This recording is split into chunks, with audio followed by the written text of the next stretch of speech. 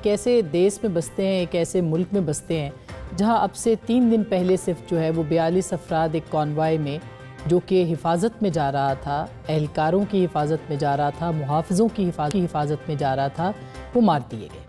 और उसके बाद से वहाँ पर एक तफरके की आग अब जल रही है कुर्रम एजेंसी के अंदर। पारा चनार के ये जो मज़लूम मारे गए, उसके बाद से अब दोनों अतराफ़ पे जो है वो लोगों को मारा जा रहा है और एक जंगो जदल का एनवायरनमेंट है। पिछले 7-8 महीने में कुर्रम एजेंसी के अंदर जो अमन है वो चंद दिनों का मेहमान होता है, आता है और चला जाता है। एक ऐसे मुल्क के अंदर जब ये सब कुछ हो रहा है, उसी मुल्क के जो हुकूमत है या उसी मुल्क के जो सूबा है, उसकी हुकूमत तैयारी कर रही है इस्लामाबाद पे चढ़ाई की, और अब से थोड़ी देर के बाद ये चढ़ाई जो है वो मुकम्मल शायद हो भी जाएगी।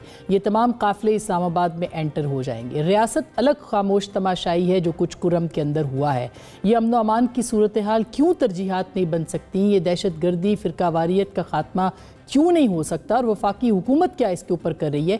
ये सब सवालात अपनी अपनी जगह पे हैं, लेकिन तरजीहात क्या है रियासत की, ये सबसे अहम सवाल है। दूसरी जानिब आप देखिए कि जो चढ़ाई और जो काफ़िला आ रहा है, उसका एक ही मकसद है कि वो इमरान खान साहब को रिहा करेंगे, और रिहा करवाने के लिए वो इस तरह के जत्थे को लेके इस्लामाबाद आएंगे। इससे पहले भी हमने जत्था साजियाँ देखी हैं, कभी कोई मजहबी तंजीम आ जाती है, कभी कोई किसी और तरह से आ जाता है।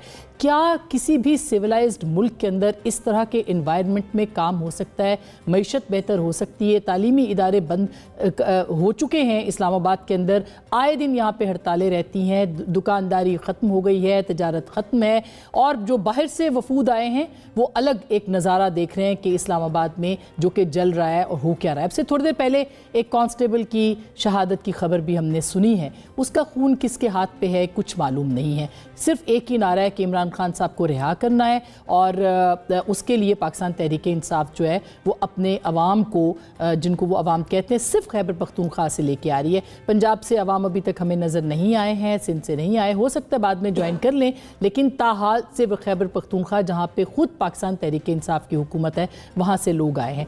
इसका नतीजा क्या निकलेगा? क्या वाकई इमरान खान साहब को रिहाई मिल जाएगी, उनको बनी गाला शिफ्ट कर दिया जाएगा, जो कि मुज़ाकरात का एक अहम नुक्ता है?